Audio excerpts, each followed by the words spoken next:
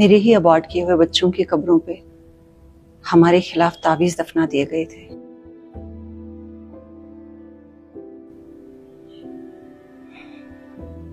क्या बिगाड़ा था हमने किसी का?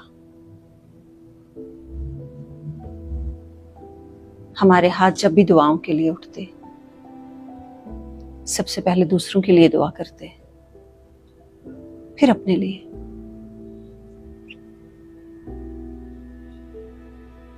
हमारा घर बर्बाद करके कौन सी खुशी मिली उनको?